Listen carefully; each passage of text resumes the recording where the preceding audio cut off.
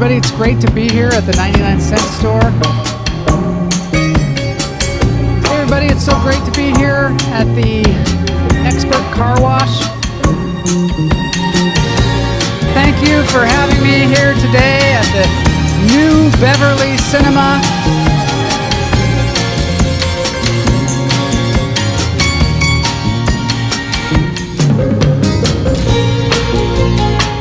So who out there likes pancakes, huh?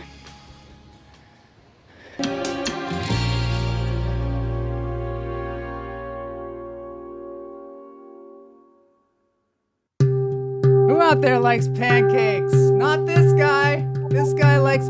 I like waffles. I think waffles are much better. They're much crispier. They're less gooey. And they're better for you. Boney, could you turn down the music a little bit? Thank you very much. I am very excited today. You'll see behind me the city of Philadelphia, the beautiful city of Philadelphia. We have an incredible guest today. This is not our normal fare. We have a pastor on the show today who is also a comedian. We've had teachers who are also comedians. Actually, we had one from Philadelphia as well. And now we have a pastor who is also a comedian. His name is Gordan Douglas, and I just read his book, Growth Spurts and Growing Pains. I highly recommend this book. There's a link in the show notes. I think that's the title of my autobiography. That's your autobiography. I think that is someone else's autobiography. Gordan Douglas. Come on, man. Stop trying to steal Mine his should be autobiography. titled No Growth Spurts and No Growing Pains. Kamala Lopez is here. Waffles are crunchy. I like the crunchy. Things. Joel, what about French toast? French toast not crunchy enough. More wet bread. More wet bread for people. More wet bread. Hoi, Mary, Kamala, 10-minute hoi Barbies. Hey, Barbies out there. Pasteurized. Yes, we have a pasteurized guest today. And my son's AKA is Pancake Pirate. Poor guy.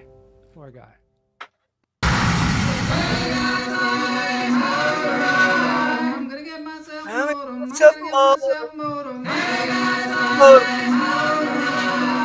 get myself a lot of computer songs on the show. Can't see that.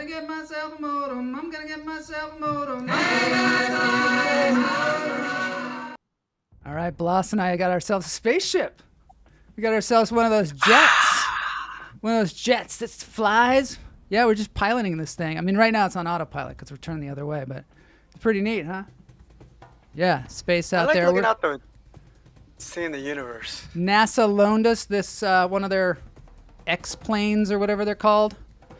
So we could test it out, fly places in 2 hours. Anywhere on the globe, we can fly in 2 hours. Just go up into orbit. Next time, yeah, we need to get a dual camera and have Boney put one facing us so we could talk to people while we're flying. This autopilot stuff is kind of, it's fun, but... Does it look like I'm flying it? Does it look like I'm flying it? Yeah, of course. This is great. Actually, what? It did look like you were flying. Look, I'll show you.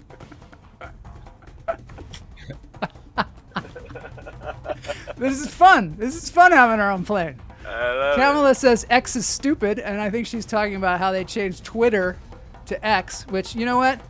They're stealing our generation name. They're totally stealing our generation. Yes, they changed it to X. They, meaning Elon Musk. It's just called X. It's just called X. They stole our generation name. Wait a minute. That's our name. Your generation. That's your generation. Well, you're not X. What are you, like a baby boomer or something? No, or I'm a baby what's going on boomer. with you, dude? Come on, man. I was born in 42. No way. Explain this, my friends. All right. Mary. Mary's here. Yeah. All right. Let's get into this thing because I want to get Gordan on the show. He's such an incredible story, this person. He is just unbelievable. And Richard Gaddis is going to like it. Hello, everyone. Richard here. He's got such good energy. And he's got cool shades, too. Cool shades. And it's such a career, you know what I mean? He's been around for generations. It's going to be nice. Richard Gaddis is not cooking pancakes. Maybe I made everybody hungry at the beginning of the show. I don't know. And Kamala says as long as it's not pancakes. Richard's, pancakes are banned. Yeah. Richard's getting back into the swing of things. He was dealing with COVID for a little bit there. It was Oh it was man, tightening up his throat. everybody's But now dealing he's with getting ready COVID to. still. We're still Yeah, dealing with it. he's actually getting back, looking at venues for his next show. His next shows he's gonna put on, and he's Yeah, looked at one last night. He's gonna look at another one tonight, cool. and we're gonna be back real soon with Richard Gaddis. We're gonna be Richard letting you guys know Gaddis. where you can come see him live in Los Angeles. I love it. Let's do it. Let's get into this thing called lunch therapy Therapy. with Joe Marshall. Lunch therapy. All right, here we go. Healing vibrations. We're going to do a little healing vibrations before the show begins. This is my friend Travis Schumacher up there in Seattle, Washington, playing the big bowls. Oh, I like the way he has text on it now. Sometimes I I miss want to it. get one of them shirts. That linen looks comfortable. Happy Barefoot Toys Day far out, man. So far out that you're on the wrong day. Jose Salas. Yeah, Jose. Put your Commando blank down. Friday, right? Happy Boy Foot Tuesday, but it's Friday. Yeah, anybody who doesn't know, the show happens on Tuesdays and Fridays at noon, and Tuesdays is a variety interactive show similar to what we're doing right Barefoot. now. We Barefoot have Tuesdays. remote, what did I call it? Interview for Tuesday? I don't know. No, you just said Tuesdays and Fridays, but you said Boney, can you cut his mic? Tuesdays, Can you just cut his mic? Because it's really distracting. it's interactive. No? Boney's on your side now. Well, he's always Boney's been on my like- side. Oh, I didn't know you guys were tight. I thought you guys were rivals. No, I bring Boney gifts. Oh, wow, it's cool. You know how to mend fences and whatever. I'm a bridge else. builder. Build bridges. That's it. Yeah, it's Beautiful funny. background with Travis, and I'm talking over it as usual. Let's just relax and breathe, okay? You Yeah, let's get some breath. can tell I'm jacked up because I have a pastor on the show. I know, you are too excited. You're Totally way excited. too excited, I'm bro. gonna learn something. About yourself. Yes, What you gonna you know it. You know it. In through the nose, out through the toes. Ah, yeah. This is you too, Gordon. You gotta breathe. Hold Hold it. He knows. He's nodding. Let it go. Ooh. That felt good. More oxygen coming our way. In through the nose, out through the toes.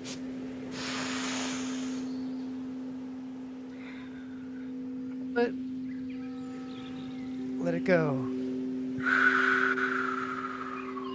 On this show, we like to say, get high on your own supply. You don't need drugs. You don't need alcohol. You just breathe it. You breathe in the oxygen that we were provided. On your own. I'm getting all religious too. That the good Lord has provided. See? Hey, There you go. In through the nose, out through the toes. let the Savior in. Hold it. Let it go.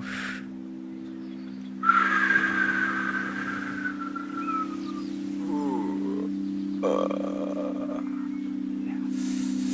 That feels good. COVID, the only thing I got for free that I didn't like. I can name a few things I got for free I didn't like.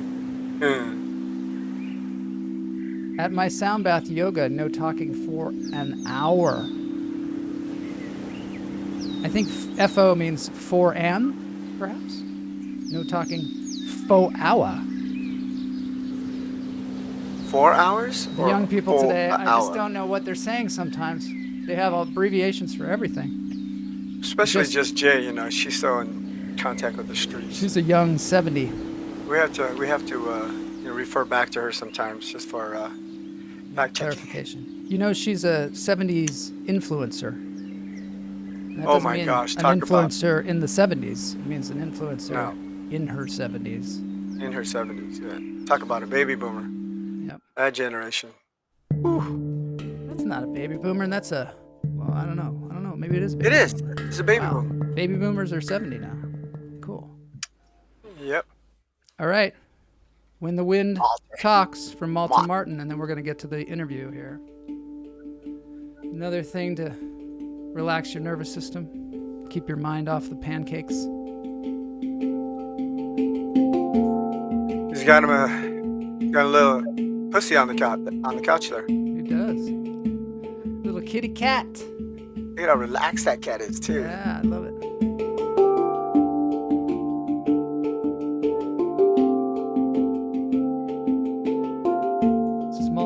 that's a nice melody. Isn't it nice? I love it when it's melodic like that. Yeah. It's got a nice rhythm.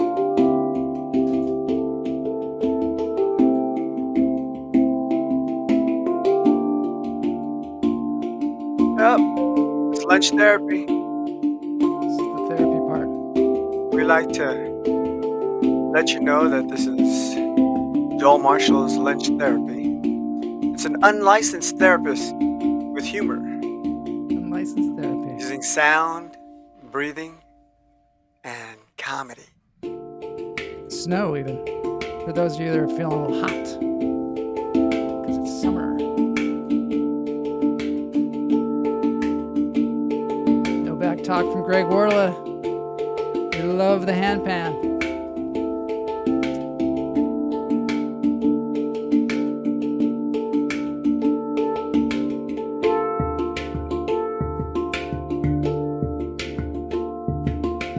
We're going to go, Bloss and I are going to go on a roving reporter, and we're going to play one of these things, for better or for worse. We're going to go down to Irvine. We already got Just Jay. She's playing the tongue drum, which is similar.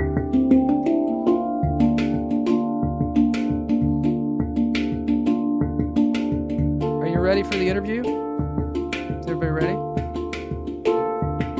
We got Gordan. I know here. Gordon's ready. I'm going to show a little clip of Gordan before he comes on, the way we traditionally do. Jay is good at it too, the tongue drum. It's inspiring. All right, here we go. Take a trip. Take a trip to the edge of the To universe. the edge of the universe. Joe Marshall's lunch therapy. This is the part where I intro the guest. It is snowing in Amish country right now. This is Gordan Douglas, who's going to be on the show. He's got this very inspiring autobiography. I'm telling you, it's so good that I read it in 2 days. And anyone out there that knows me and knows about my reading skills, you know that is like something of a miracle already. It was a page turner, and and it's also just so inspiring. There's so many inspiring things in here. There's also games in here. There's illusions in here. There is poetry, some great poetry in here. Maybe we can get Gordan to read one of his poems in here. He has a great one about walking on the beach with God. And also there's a lot of inspiration and a lot of insights into his relationship with God. So come and join me today for Interview Friday.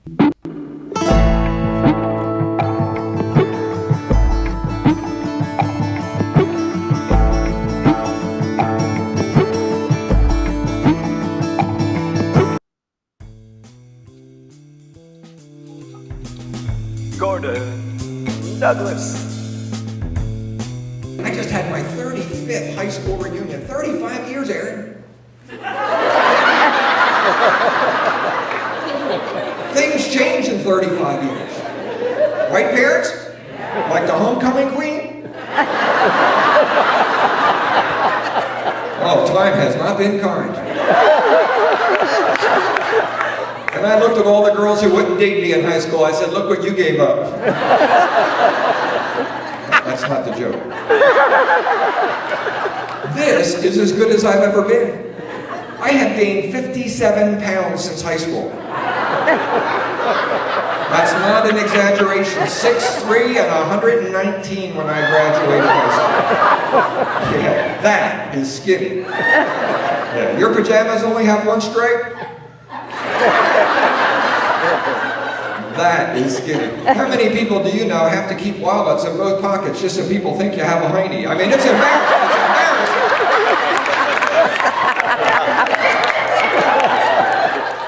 All right, yes. Gordan Douglas, welcome to the show. It's great to be here, Joel. Thanks for having me. It's great having you. I enjoyed your autobiography so much. I hear there's another one in the works. Yes, it's called I Should Have Known Better. This one, the subtitle was the struggles of a skinny stud muffin, but they wouldn't put it on the cover. It was too long. It doesn't fit on the cover. Yeah, your title already, Growth Spurts and Growing Pains, pretty long. Who did this artwork on the cover? It looks like Actually, it's done by my pastor's wife, Joy Kiefer, who does all the portraits for the Sixers, Phillies, Flyers here in Philadelphia. She's a gifted portrait artist, and she did that to me. It's actually a takeoff on a Norman Rockwell picture from 1928. That's what it looked like. That's what it looked like. Yeah. So she said it was the most. She actually had to fatten me up to make it look real on the cover. If she did it life size, it was like drawing a stick man.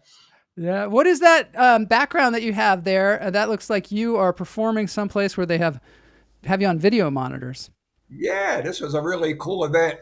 Once a year, we have a group of about 400 comedians, 200 to 400 come for a conference. And this was at First Baptist Dallas, I believe, a big church, couple thousand people. And I was honored to be on the showcase, and they took this picture. And it's one of my favorite events. About half the events that I do about 100 shows a year, and about half of them are in churches. And the neat thing, I don't have to change whether I'm in a club, a cruise ship, or going to a church. I think funny is funny, and I do pretty much the same thing everywhere. That's one of the great things about being a clean comic, is you can go anywhere, and if there are kids in the audience, we have a clip that we'll show later on where there's a kid in the audience, and you refer to the kid, and I love that because you're used to working with kids because you work with kids as a pastor as well, right? Yeah, I was a youth pastor for about 20 years, and I think a lot of pastors want to be comedians, and a lot of them could use an extra dose of comedy or joy. Some of them are a little bit sour, but yeah, different age groups, different. I do mentor some young comedians, and you hit on a big point. And I tell them all the time, you'll get so much more work if you're clean. Now, you still have to be good, but you get more work. I can go to Girl Scouts and Rotary clubs and corporate events. And a lot of the guys that I think are pretty funny, but I just could never recommend them because there's certain lines they just go, and finding where that line is. That's a good lesson in comedy. We could discuss that, but I'm not, it is a very different line from denominations to corporate events. Like, where is that line before it gets funny to uncomfortable to, no, you're way too far. Right. Like you could offend a certain group just because of their sensibilities. You know, you can go from place to place, and everybody has different lines, I guess. You know, there's the comedians here in Los Angeles just walk over every possible line, so they offend everybody in the audience. But is it harder? Do you feel like it's harder to be a clean comic? Because sometimes the cheap jokes. More work. I think it takes more work to be creative and use language. I just was at a place recently, and the guy was using certain body parts. Instead, and I think, you could say keister, you could say butt, you could say all kinds of things that would be funnier than just a crude street remark. And I think the creativity is part of it. You want to be clean. And I speak in high schools across the country, Joe. I don't know if you knew that. About once a month on decision making. And a lot of it has to do with love, sex, and dating. So I address issues of sexuality and temptations and dating, do's and don'ts, although dating has changed since I was a kid. That's a whole setup for a whole segue. But I love that you do that, though, because kids need to know this stuff. Kids need to know about, you have like a list of things. You even have a list of things to talk about before you get married, even. Because, I mean, that's what pastors do a lot of times, too. They talk to couples before they get married. And you're actually out there educating people so that they don't find themselves in relationships where you're not, feeling the same, you don't have the same basic values, It's one of the top 3 questions everywhere. People want relationships. We're created for relationship. If I get biblical, it's not good that man should be alone. There's a lot more than just a marriage thing. We need each other. We need shows like this so that we can help and talk and dialogue. So I think it's exciting. And kids, we have a college group comes to our house pretty much every other week for lunch, and what they want to talk about. The first question, these are international students at Swarthmore University that are incredibly bright. It's like right up there with Harvard and Yale. And the first question these international students asked was, how did I know my wife was the one? Mm-hmm, mm-hmm. And coming from cultures of arranged marriages and other things, they were just curious about dating in America. And it's kind of timely, Joel, because today you probably don't know this, but this is my 44th anniversary today. So my gosh, congratulations. This is incredible. She should get an award. But Oh my how did I gosh. know my wife was the one? Because people are looking for the one.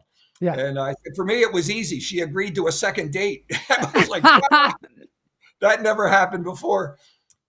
But yeah, knowing Wow. what to look for and becoming the person worth looking for. That's a whole different twist most people don't consider. And Wow. boy, Yeah, yeah. I think also people think about relationships sometimes as what am I going to get out of it rather than what am I going to give in this relationship, you know? yeah, yeah. I just want to, oh, we got fireworks for your anniversary. Well, Yeah, there you go. thanks, Boney. Come Thanks on. for that. Come on. Congratulations. Please tell congratulations to your wife as well. And thank you for sharing your anniversary here on the Yeah, show. she's out working out. My buddy, my mentor, Mike Williams said, you know the difference between a professional comedian and an amateur comedian? What? A professional comedian has a wife with a really good job. Oh, yes, I heard that one too. That's good. So one of the things that I want to point out is you, at some point in your life, were talking to kids and you handed out these 3x5 cards with a quarter taped on it. Yes. Can you tell us about that? Yeah, I went out to Hollywood in 1978 to make it big, and I had one of those God got a hold of my life moments, which I'd be glad to expound upon. But basically, Yeah. I came back to Philly with my tail between my legs because I went to one audition, and at the audition was Robin Williams, Jerry Seinfeld, Jay Leno, Ellen DeGeneres, and about 10 other comedians that didn't make it quite as big, but really talented. Yeah. And I found out I was pretty big stuff in my local pond in Philly, but I was not ready for the national scene. Really? And at the same time, so I started speaking at youth rallies and Bible camps and anywhere, just young people. I was only Yeah. about 20 at the time. And People that would relate to you. Yeah. Because God had changed my life, I wanted to share that hope with teenage suicide was such a big issue even then, and it still is raging today, even post-COVID. Numbers have skyrocketed. So I used to give out 3x5 cards with my name, my phone number, and a quarter Scotch tape. As I shared this in the program, I ask kids why a quarter. They have no clue. I do jokes about payphones and how we couldn't walk and talk anywhere. We had 3 feet of privacy. That was it. Just Totally. Yeah. But every kid for the next 2-3 years, hundreds of them, we would give out cards and say, if you need a friend, if you want to talk, if you need somebody to pray with, call me, because I was the angry, hurting kid. That's part of my story in growth spurts and growing pains. Is I had thought about suicide at one point. My life was in the pits. My dad was in a wheelchair from a brain tumor. Life was not going the way I planned. And I thought, if things don't get better, I don't want to be here anymore. And but for one person, it saw the letter I wrote. But for one, I mean, I look back and I see, I see it as the hand of God put people into my life who showed love and compassion. And I wanted to do that for someone else. Yeah. And so people started calling because there's such a huge need out there. And I don't think it's in the book, but we were at the boardwalk in South Jersey. My wife said it's a couple of years ago now. But this young lady, I'll say she's about 40. She pointed me out on the boardwalk, which is nice. I like being cited. Hey, you're that funny preacher guy, right? Yeah. And she said, did you speak at Camp Halawasa in 1987? I said, wow. Oh, I sure did. You never forget Camp Halawasa. I spoke at about 50 camps, but she said, look at this. And she opened her purse, reached in and pulled out that card with the quarter still on it.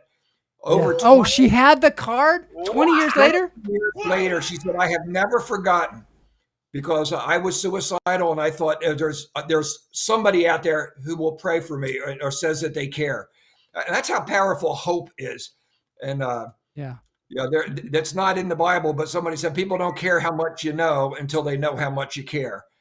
And you seem to care a lot too. Like you not only handed out quarters, but somebody called you and said, can you take my kid for a little while? I mean, you started taking in people into your house.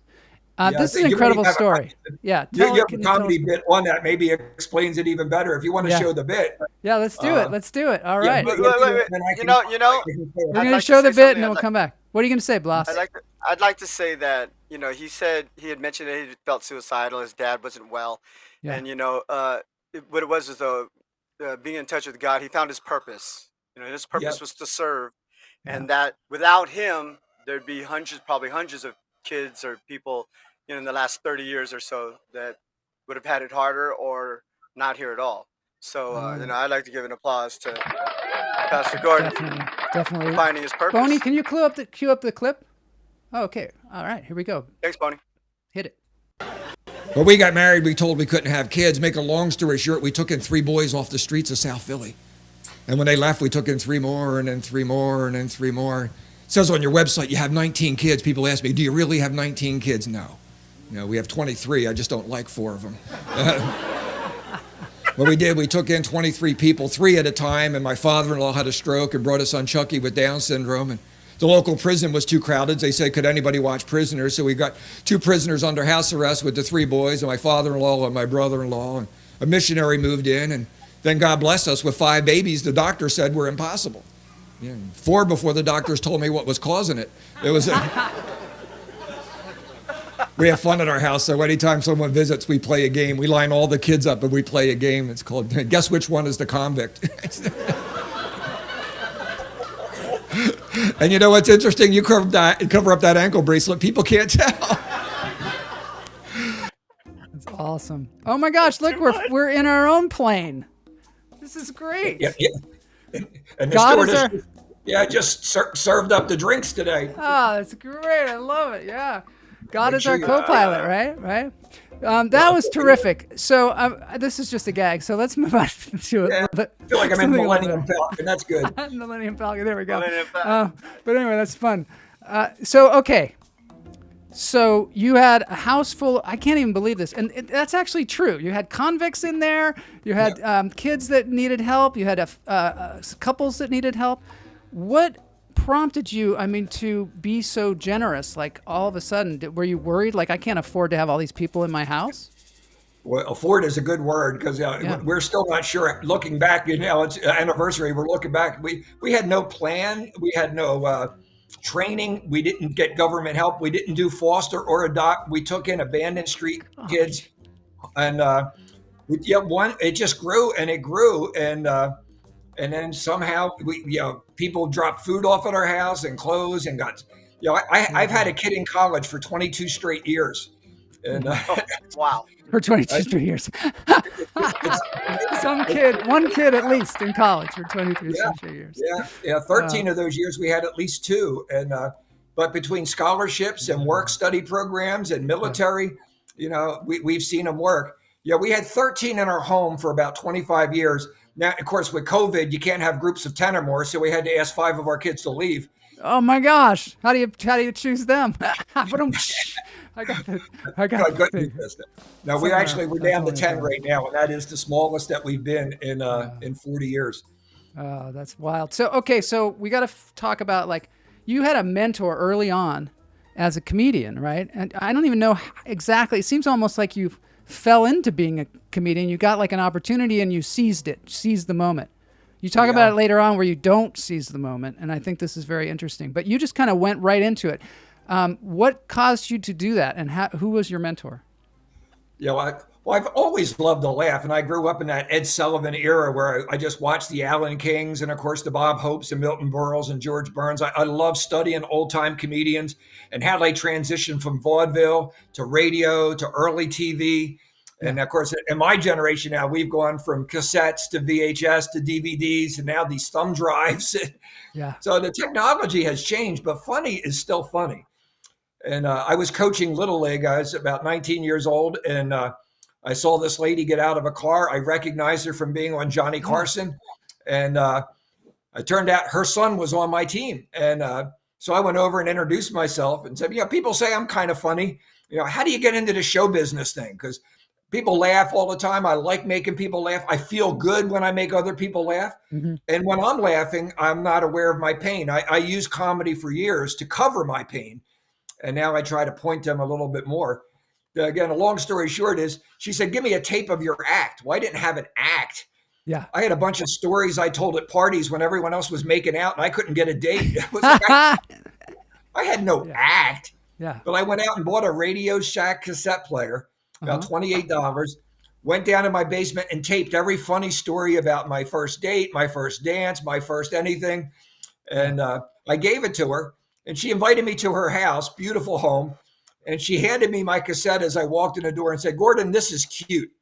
And I smiled thinking, wow, good, I did okay. And she said, Gordon, people don't pay for cute.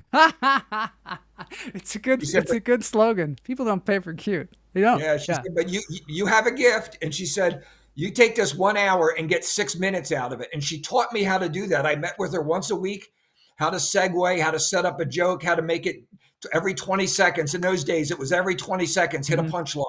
Yeah. And after about 6 months, she said, I think you're ready. I got a show this week with Bill Haley and the Comet. She had opened for Frank Sinatra. She had done all kinds. She had an amazing career. Her name is Julie DeJohn. And Julie DeJohn. She was a singer comedian that from the Philadelphia area. So my first show was with Julie with Bill Haley and the Comets at a local club. We had dinner theaters and clubs, not comedy clubs. There were no comedy clubs then. Yeah. And there was like one, maybe the Comedy Store, right? I mean, well, 2 years later, I was there. There was 2 in New York, 2 in LA. Catch a Rising Star. And there was a Grandma Minnie's was in Philadelphia. Some of the old comedians might remember that. But yeah, so I traveled for 2 years with Julie and just, velvet curtains, beautiful stage. There she is. There she is. She sang beautifully, and she had a couple of hits in the 50s. But most people, if I have this right, I need to. But she sang the jingles for a lot of commercials, including Double Mint Gum, double your pleasure. Oh, yeah. I was told that was her voice. And sometimes people don't realize that for comedians, there's lots of jobs out there. There's writing jingles. There's all kinds of, you can write greeting cards. You can do all kinds of things. Right? Yeah. Yes. Yeah. Yeah. My mentor today is Mike Williams, who writes for Carrot Top. He was a writer for Conan O'Brien for a while. And he has a whole bit that he does on greeting cards. And even for churches, I don't know if your audience would get to church, but he made up a bumper sticker that said, in case of rapture, please grab the steering wheel while my mother-in-law takes over the car. That's great. That's Father's Day. So you just started opening for her, and all of a sudden you were going around, that initial time when you opened was kind of a high pressure situation because there's a bunch of famous people in the audience, and there was didn't somebody had just passed away? Yeah, that's a great story too. That's a great Rudy Pompili was the saxophone player. Again, your older listeners may recognize "See You Later, Alligator" and some of those big sax songs that Bill Haley and the Comets played. And when he died, he left money in his will to entertain entertainers. He said he spent his whole life entertaining others. He wanted to have a party when he died. Yeah. So I was at this club in Chichester, Pennsylvania, the Nightcap Lounge, and the whole audience was celebrities, people from TV, the news, local talent. And for 2 hours, every 20 minutes or so, they'd ring a bell, and it was like, drinks are on Rudy. And the whole house got drinks. That's great. 2 hours of getting people sauced up. And then they started the show, and they had a 50s band playing. And they said, now making his stage debut, a young comedian from Philadelphia. Welcome to the stage, Gordan Douglas. Oh, and I went out there with my leisure suit, and I was so nervous. I said, what an honor to be here tonight, honoring and remembering an international songwriter, an award-winning performer. And then I drew a blank. You did? You couldn't forgot the name of the guy paying for the party. But behind me, like my pictures here, behind me was a poster with his name across the stage, Rudy Pompili. And what seemed in my ADD brain as 10 minutes was about 10 seconds. Yeah, it always it gets stretched out, doesn't it, in your mind? Yeah. I turned and I read his name, and the people roared. Of course. Because I was making fun of the dead guy who was paying for the party. And I relaxed. You couldn't have planned that. You couldn't have planned it. That's the thing. You kind of have to be open to suggestions from God, I guess, But I absolutely froze. I've heard that's how Stephen Wright got his delivery, because he couldn't remember the next line, and he was monotone and deliberate in his speech. Yeah. And it became a thing. Oh my God, I love that. Yeah. I love that. So your failures can become a platform to success if you. That's a good motivational thought right there. What do you think? Why did you stop doing comedy after all this? I do want to bring up the one thing. There was the time that you went to a concert and Danny Thomas and Joey Fisher? Yeah. Joey Bishop from Philadelphia. Joey Bishop, thank you. Joey Bishop, yes. Yeah. The two of them were doing a concert, and you went and saw them several nights in a row, and then you somehow got backstage. Yeah, tell us about that. They were at the Valley Forge Music Center, which was a theater in a round with, I don't know, several thousand people. And I just watched these legends perform. And every night I was there with my 3-piece suit, because that's what I wore. Yeah. And very professional. Everything with Julie was professional. Even when I do this, I still dress up. I even polish my shoes to do this, Joel. I like it. I love it. Because those guys were ironing their tuxes between shows. Everything had to be perfect. So after the third night, I knew where the limo went. I knew where they got out. And I just stood there waiting. And the fourth night, Danny Thomas said, "What are you doing here every night, kid?" And I went over and said, "Look, I'm a young comedian. I'm trying to learn." And he said, "Well, come on back in. Let me see what you do." And he and Joey Bishop and their entourage of 6 writers, producers, agents, this beautiful green room was set up with all the snacks, and they're ironing their shirts and doing stuff. And they literally handed me a hand brush and said, "Here, do your act. I want to see what you do." And I had an audition in front of these 2 legends and their staff. And I did my best 10 minutes. And Danny Thomas left, and he went to the producer of the show and tried to get me on the show that night. And he wrote me a beautiful note. I have it with me. I travel with it, saying that the producer wouldn't let you on the show, but you've got a gift. Don't give up. And that's really what something. an encouragement. What an encouragement. That is really something. Yes. It's interesting too, because you were doing things to find, you went and you, at the baseball game, you went and talked to her and she helped you. And she said, make a tape, or like, give me your tape. So you went and made one. You were like very proactive in all of this. And that as well, you're like, I'm going to go to this show. And then you were talking to them. You said you were a friend of hers. So, there's just one other story where you wrote a note to somebody in Hollywood and they invited you out. A writer, tell me about that one too. So that's another thing where you took like an initiative. Yeah, I went to trade school, the Williamson College of Trades, it's called now, which is started in the 1800s after the Civil War. An amazing free school that teaches young men trades. Yeah, and it was out of there. I went and got a job at the Gulf Oil Refinery in South Philly. There are 7 different refineries. Some people call it the city of 7 smells because each refinery has a distinct odor. But there I was starting to do some clubs. I was getting some press. And one of the old time guys, Charlie Bell, he was a vaudevillian. Yeah. And he said, "Hey, Gordan, I saw you in the paper. I saw you at the show. You're really doing good. I used to work with Bob Hope." And I was like, yeah. And at that point, people just drop names left and right. After every show, people say they're going to book you, and you never hear from 99% of them. There's a lot of rejection in our business. Absolutely. But, he said, "If you can give me one of your cassettes, I'll send it to Bob." That's it. Yeah. And I did. And 2 weeks later, I got this big package from KYW NBC Studios with a 7-page handwritten letter from Gene Perrette, who was the lead writer for Bob Hope for 25 years. Whoa. So if Bob Hope was coming to Philly, he would fly a couple of his writers out a week ahead, find out what the sports teams, what's going on with the mayor, and they would write a 10-minute opening. So every city he was in, he would connect with that local. What a great lesson that is for comedians to connect with your town. And but this writer said, "Hey, Mr. Hope liked your stuff, and we'd like to invite you to come do some stuff with us." So I took my 2 weeks vacation from my thing to give it a shot. And that was my Hollywood experience. I went out and I went to the Comedy Store. I went to Catch a Rising Star. I got to see the Carol Burnett show getting taped. And through some connections, I got to ask her a question and be on TV. Got to hang out with Dick Van Dyke and Tim Conway for a day. And they were, all of them, the whole cast was so approachable. That was the biggest show on TV at the time. Yeah. And hilarious. You go back to your dressing room or your trailer. But these guys, between shoots, they would go out to the audience and, hey, like Dick Van Dyke comes up and shakes my hand. "Hi, my name's Dick. What's yours?" Like, "What are you doing here?" It's like, you said he was like even doing like a little soft shoe, like for the audience and stuff like for that. people and taking questions. While they always on. Think about all the energy it must take. I mean, that's why he's still going. It's like a 6-7 hour taping when they do all the shows. Jeez. But it makes a difference. You're telling the story right now. One of our viewers says, "Did Gordan ever cross paths with another famous preacher in Philly?" which he's from Pittsburgh, Fred Rogers. You ever run into Fred Rogers? That would be a good one. I have not. But during the pandemic, I combined both my comedy and my preaching, and I made 167 videos called A Word from the Word.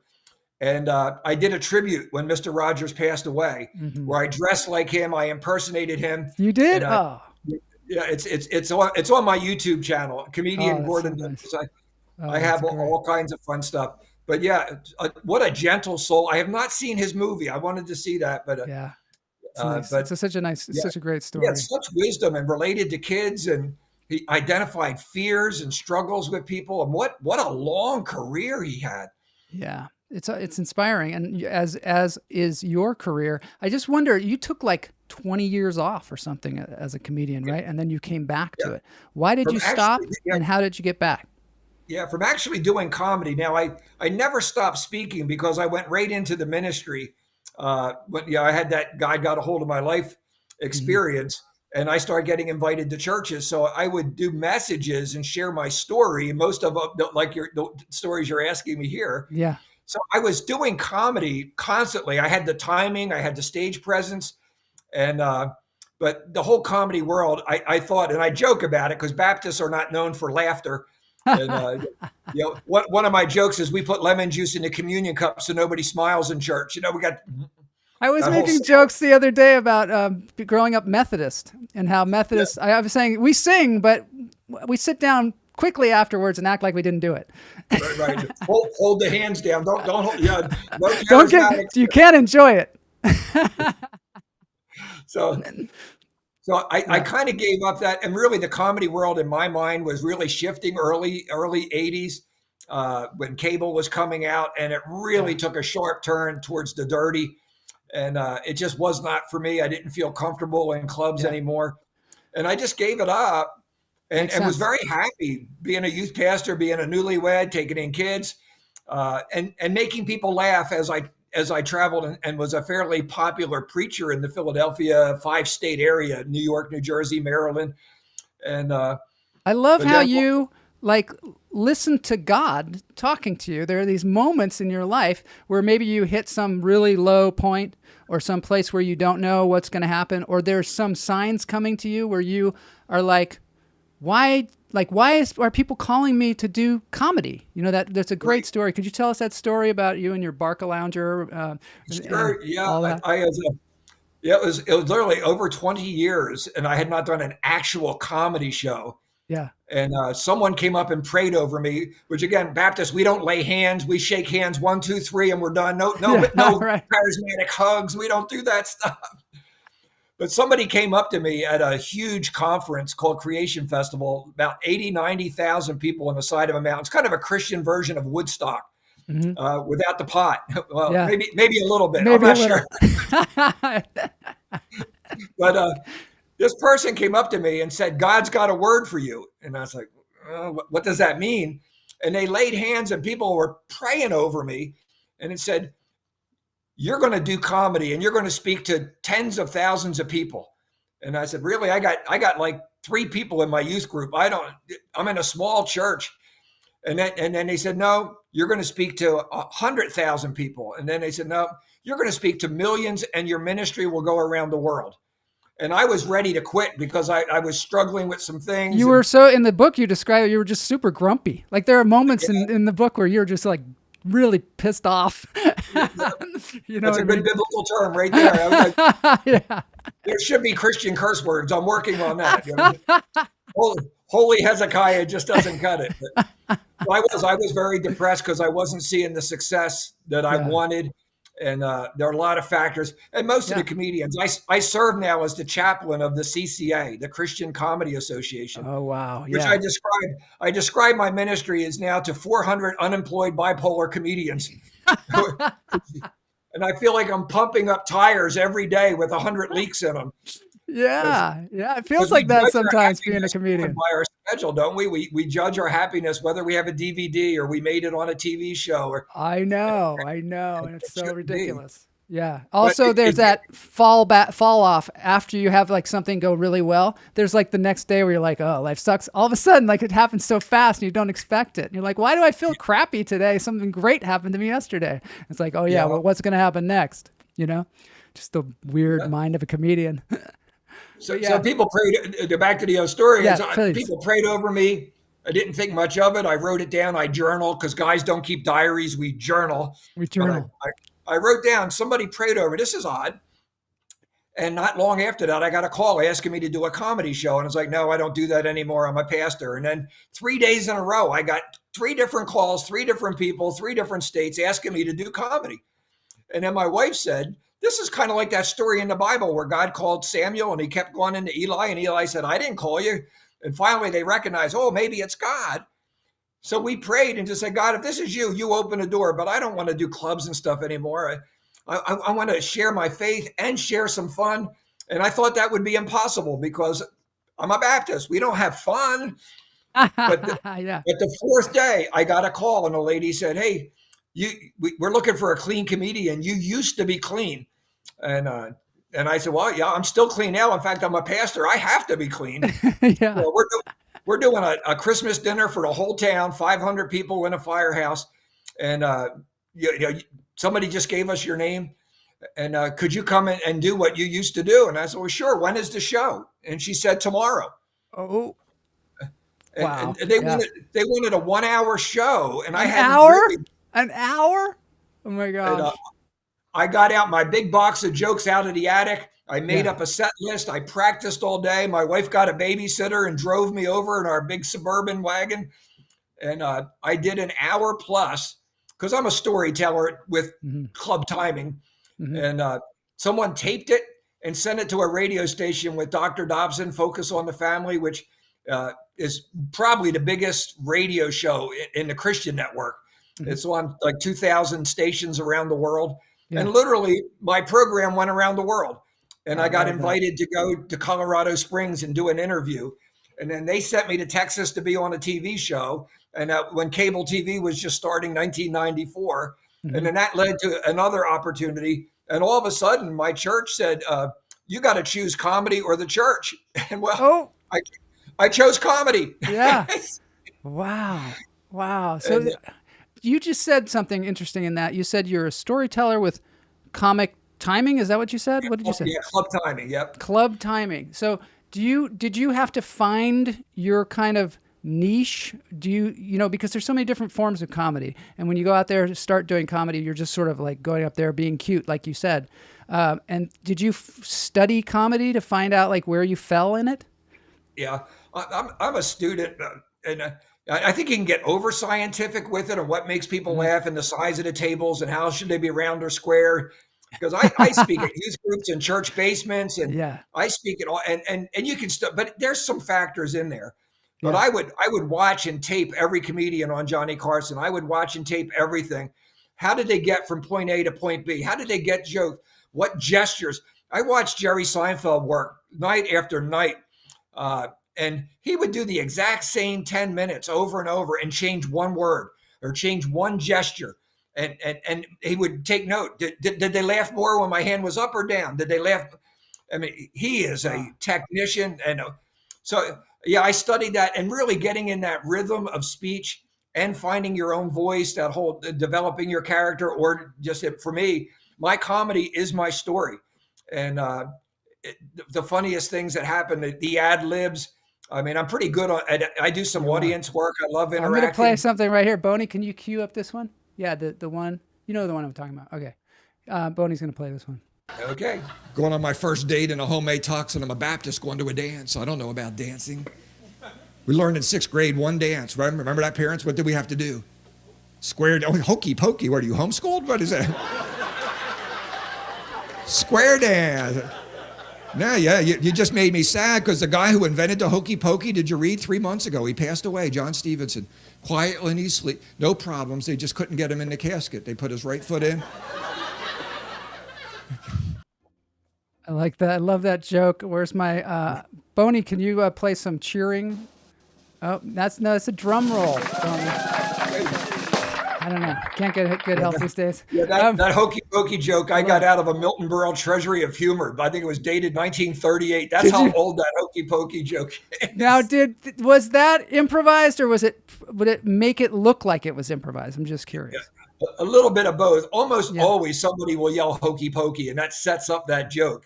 Really? And if not, I've got other ways I can take that. Again, for the comedians watching, I always go up with a set list. I make up a set list for every show because every show for me is a little bit different in terms of time, audience, or purpose. I do a lot of fundraisers I call hilarity for charity. Yes. Whether we're raising money for a Ronald McDonald House or fighting cancer or help a couple get a wheelchair for a son with a disability. I love that. So, and I keep a record. So if I go back to an event, I don't do the same stuff over again. But rarely do I ever do what's on my set list. I tell them it's like a picture or a football game. I have a game plan where the first 15 plays are scripted.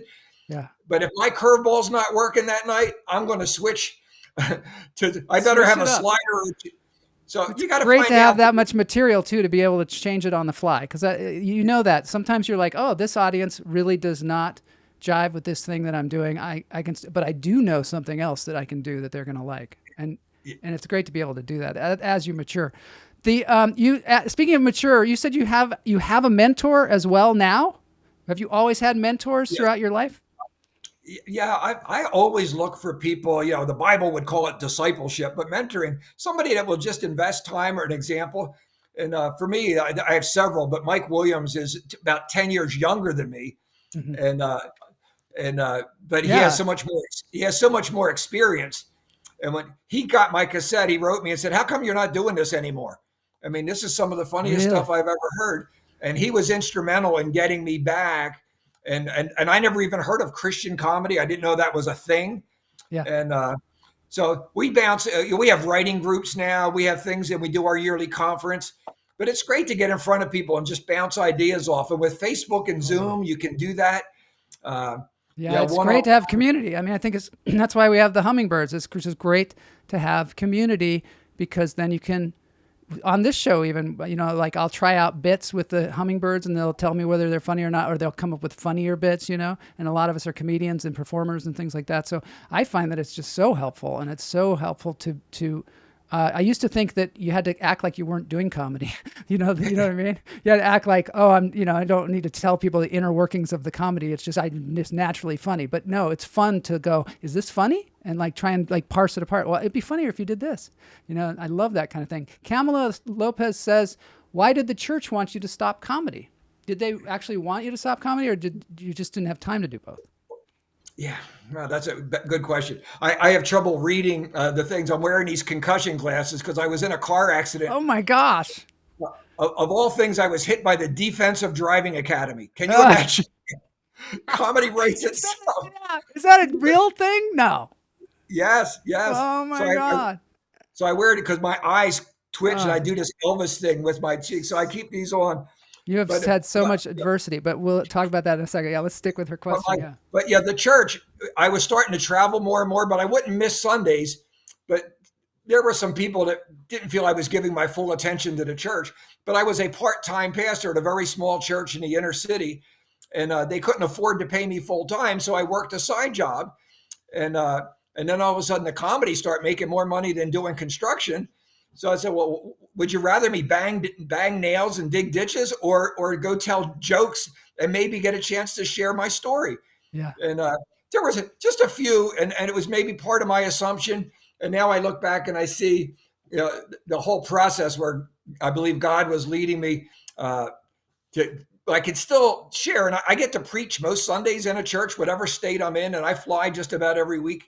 Just got a call from Mississippi this morning. All of it is sort of a crossover, like you're doing all of these things at the same time, regardless of whether you're being labeled a comedian or you're being labeled a pastor or you're in a ministry of some sort. It's like you are your own thing, almost not really definable, Right. And you said it right up in the very beginning when you told people I was a pastor, because on my website and other place, I don't mention that. Because that closes a lot of doors for comedy, because people think you're going to come and do Hellfire Brimstone. Right. So Or they're I going to be will, judged in some way. You know what I yeah. mean? The So I judgment will normally, come down upon you. when I do secular non-church events, I do my normal comedy. And in the last 5-10 minutes, if I have their permission, I'll say, I've had a lot of weird jobs and I'll do some jokes about weird jobs. I'll say, but this might surprise you. I'm actually a pastor as well. And it gets quiet. Yeah. There's a wall. There's just a wall that goes up. Now the comedy lowers that wall and you build relationship and people hear your heart and hear your story. Mm-hmm. And, but ideally now, people see that you can put the two together. Well, But I think we need to do more of this in the world, in our country right now. We need to start speaking heart to heart rather than about, particular candidates or even issues, where we really need to just connect as much as possible. We have, things that we disagree on, but let's try and find as much agreement as we can, because otherwise we're going to have we're going to have to break up the entire country, and we don't want this relationship to break up. You know what I mean? Well, it's a United States of America, as it were, Yeah, there should be enough in common. Yeah. And I know churches are very divided. I always tell people I'm more worried about God's house than I am the White House. I mean, but I will pray for both. Yeah. So I want to play one of your ministry clips that you have on YouTube, just so people can see. This one is called "Blown It." You know that one? Like when you feel like you've blown it. Okay. Go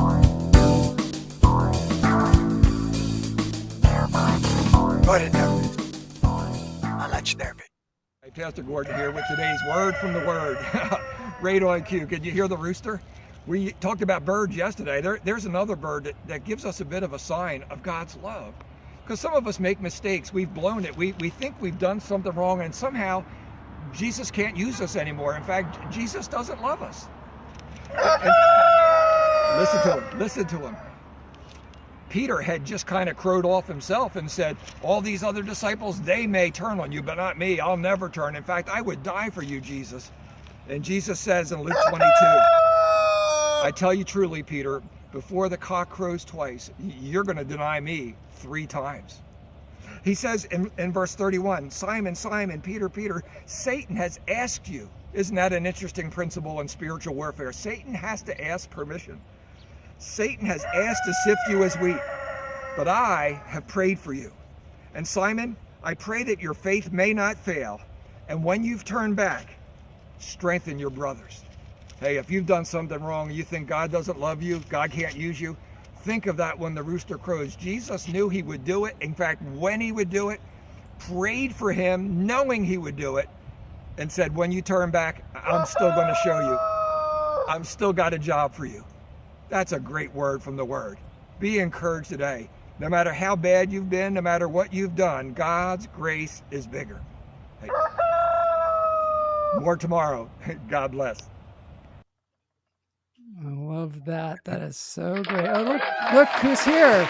Boss. I got to get Hi, boss. Bonnie. Just checking in with you. Bonnie, Gordon. can you get, okay. Yeah, They don't clap in my church. They don't clap in your church. You got to come to the church. We call this the Church of Chuckles. There you go. It's comedy church. It's beautiful.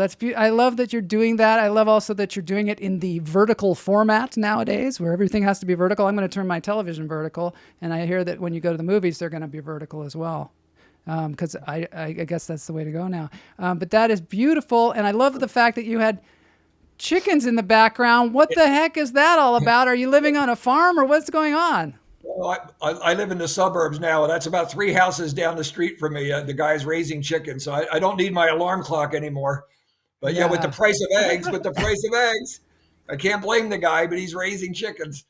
And, but yeah, that one rooster, he was protecting his girls. He was coming right up to me and crowing off. And I try to do everything in one take. I love how spontaneous you are and how conversational. To me, that's a sign of a pro. And I do everything in one take. And if hey, Peter was crowing off, that was just an ad lib, but it's like, what do you do? I like the one take, because otherwise you just do a million takes and you're never happy. One of the reasons why the live. Doing the live show. That's right. That's why we like to do the live show. One other thing I want to talk to you about, which is this incredible story about your Adam's apple and how you lost your voice. because I think this is a great inspiring story for people, because we all have ailments that occur sometimes and we think it's just going to stop everything. But you persevered. Can you tell us about that? Yeah, I like to think of myself as somewhat athletic. In fact, we had the Senior Olympics. I competed now as a senior citizen, but because of the car accident, I wasn't able to do stuff this year. But I was in a 55 and older basketball league.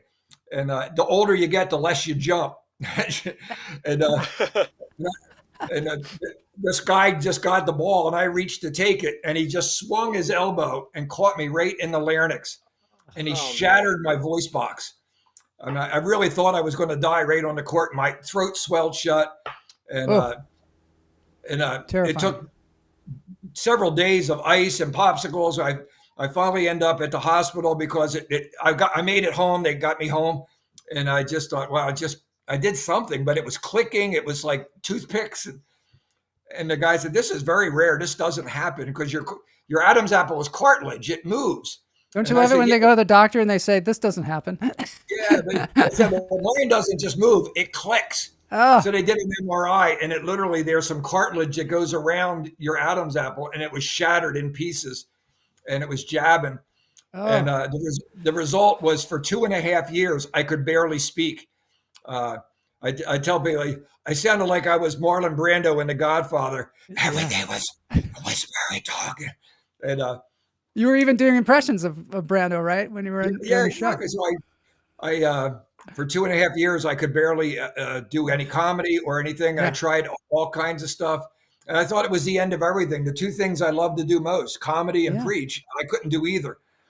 And it's what an old-time reformer named Jonathan Edwards called Dark Night of the Soul. You just get to the point and just, Lord, what else? I'm reading Job right now in the Bible. Like, what else could go wrong? And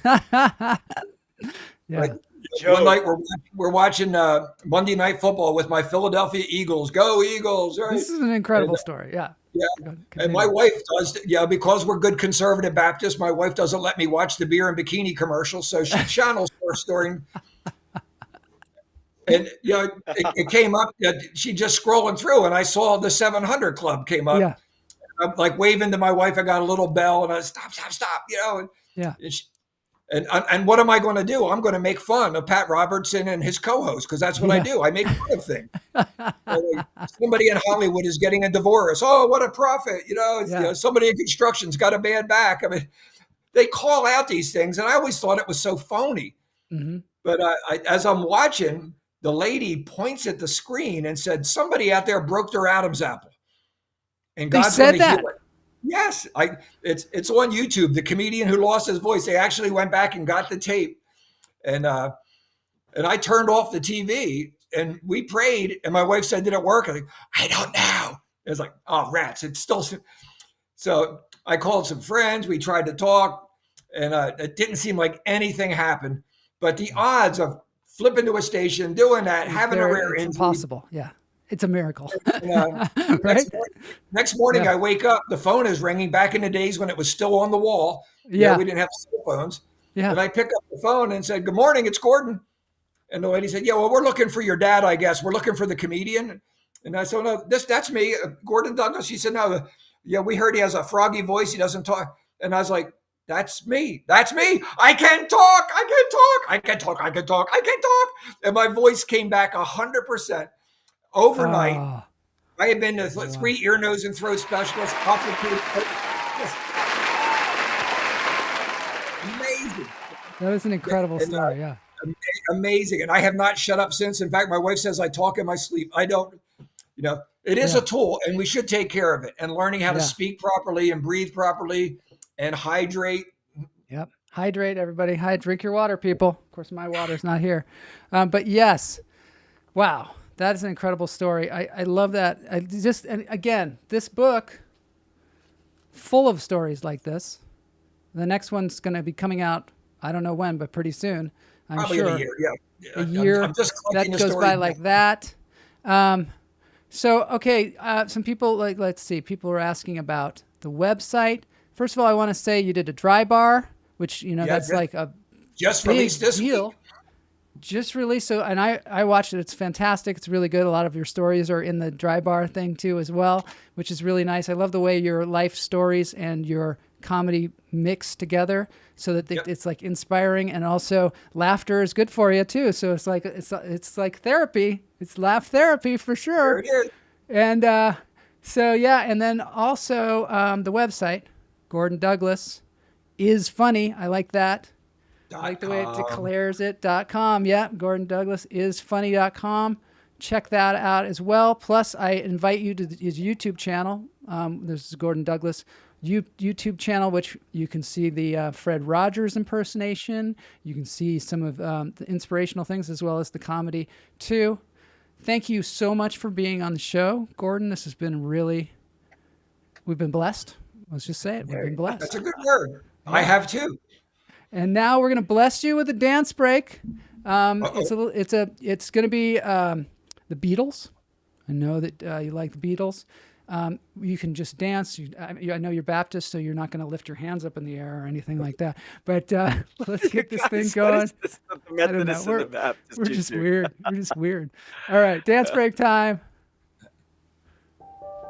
Thanks, Gordan. Good to have you back again. He's got so much more to share. So this is Hey Jude. Don't make it Put this down here. This is a Filipino band called the REO Brothers. Those are good. Remember to let her into your heart. Then you can start. It's not like a super dancey song, but it feels good. Do the hokey pokey. He always says do the hokey pokey. Don't be afraid. You were made to go out and get her. The minute you let her They're harmonizing. then you begin to make it better. Anytime you feel the pain, hey Jude, refrain. Don't carry the world. Thanks, Gordan. Gordan, do you do any music? Do you sing? I do it as a joke because it's so bad, and with my voice, no, it's terrible. Can't do everything. He's got good stories. Because Jude is in the Bible, so that's a good thing. Jude is in the Bible, exactly.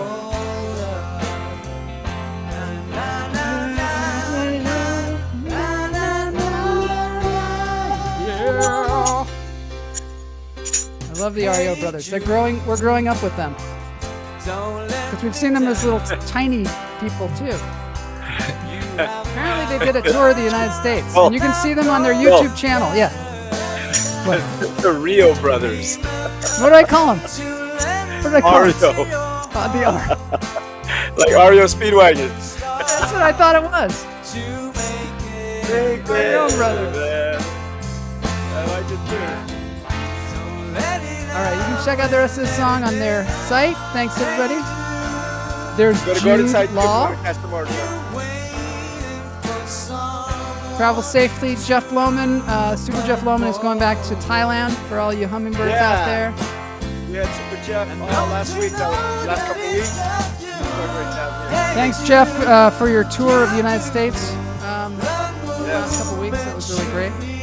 All right, everybody, Gordan Douglas. Now, if you can all give a round of applause for Gordan Douglas, and then also please share this interview wide and far to all your friends everywhere. Post it on your social media. All right, thanks everybody for being here. We'll see you next week.